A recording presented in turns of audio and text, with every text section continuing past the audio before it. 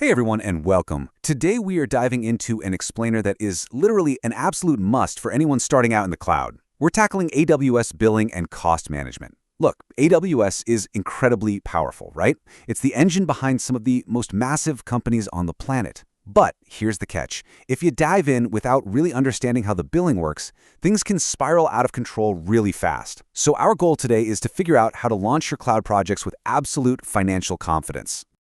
Man, have you ever heard someone say this?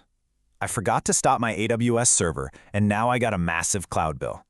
Honestly, it's almost like a rite of passage in the tech world at this point, but it's one we definitely want you to skip entirely.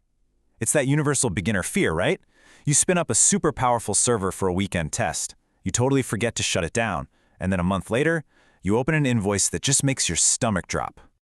So the big question is, how do we actually prevent this from happening?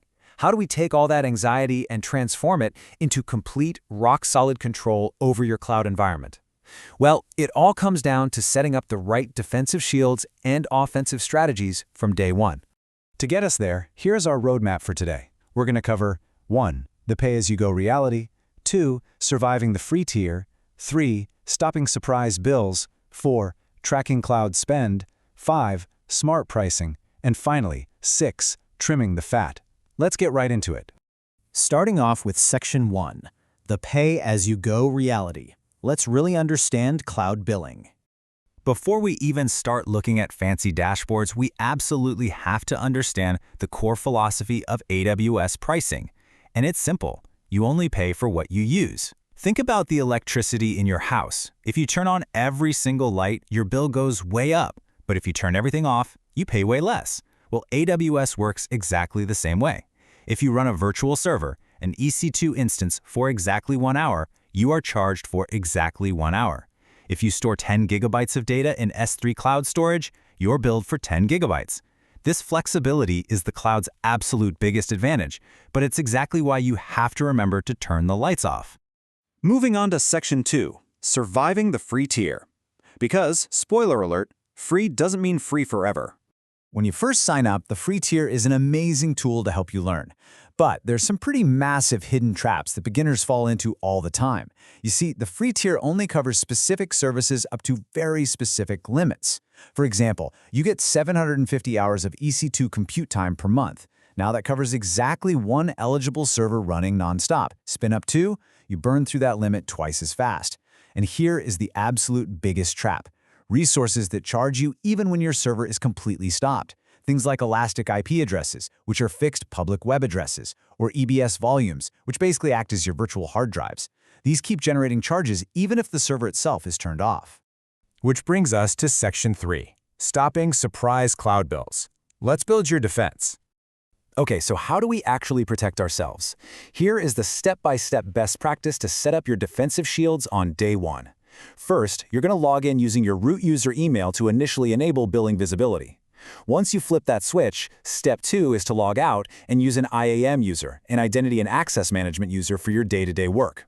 Step 3, head straight over to AWS Budgets and create a cost budget.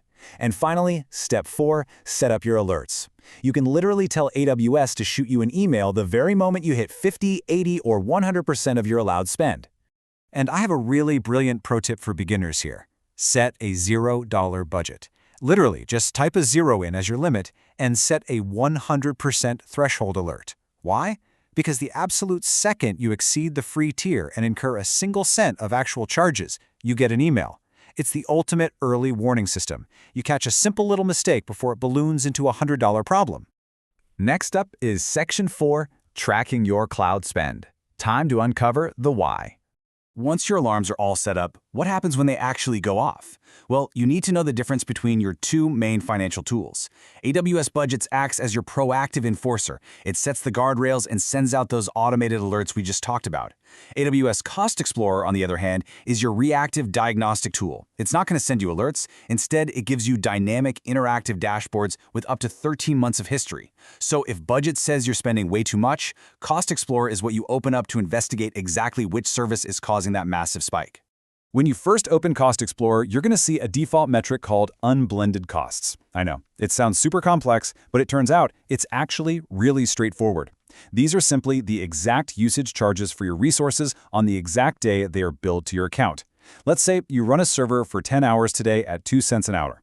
Your unblended cost for today shows up as exactly 20 cents. Boom. It is the absolute most direct way to read your daily spending. Now, to make Cost Explorer even more powerful, you absolutely must use cost allocation tags. Just think of these as little digital sticky notes for your cloud resources. AWS-generated tags are created automatically, like Created By, which shows exactly who launched a resource. But then you have user-defined tags. You could tag a server with something custom, like Project Alpha or Department Marketing. When the bill finally comes, you just filter Cost Explorer by these tags, and you instantly know who spent the money. No more mystery bills. All right, moving into Section 5, Smart Pricing and Discounts. Let's maximize those savings. Now that we've got our defense sorted out, let's play some offense. AWS actually offers different pricing models, so you really don't always have to pay full price. On-demand is the default, no commitment whatsoever, perfect for beginners and testing. You spin it up, you spin it down. But if you have a workload running 24/7, you really want to look at reserved instances. By committing to a 1 or 3 year term, you get massive discounts for predictable workloads. Finally, we have savings plans. Here, instead of committing to a specific server, you commit to a consistent hourly spend. You essentially promise to spend, let's say, $10 an hour, and AWS automatically applies lower rates across your entire dynamic setup. So how much lower are we talking? You can actually get up to 72% off on-demand rates with EC2 savings plans. I mean, that is a completely game-changing amount of money. And AWS keeps expanding this. They recently launched database savings plans offering up to 35% savings across services like RDS and DynamoDB. If you utilize these commitment-based discounts correctly, the savings are for sure massive. And finally, Section 6, Trimming the Fat. Let's find and eliminate that waste. Before you go off and commit to a 1 or 3 year plan, you have to make absolutely sure you aren't committing to waste. AWS has an amazing tool called Compute Optimizer to find resources that are just silently burning through your wallet. It literally looks back over a month and flags things as idle. For an EC2 server, if the peak CPU utilization stays under 5% and network traffic is basically under 5 megabytes a day, it flags it. You are basically paying for a server that is sitting there doing nothing. It also brilliantly flags storage volumes that haven't been attached to anything for over 32 days. So here's your rapid-fire actionable trimming checklist. First, definitely check AWS Trusted Advisor for some great automated cost checks. Next, go in and stop or terminate those unused EC2 instances. Third, and I can't stress this enough, it's a big one, delete idle EBS volumes and old snapshots. Keeping a backup snapshot from 3 years ago that you don't even need anymore is literally just a slow, continuous leak of your funds.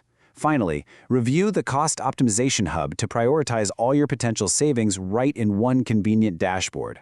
Which brings us to the end of our explainer today, leaving you with one really critical question to think about. Your cloud is running, but are your budgets? Knowing exactly how to track and right-size your resources is incredibly powerful, but it literally all starts with setting up those initial guardrails. Don't wait for a surprise invoice to force your hand. Log into your AWS console today, create that $0 budget, and take confident total control of your cloud journey. Thanks so much for joining us, and happy optimizing.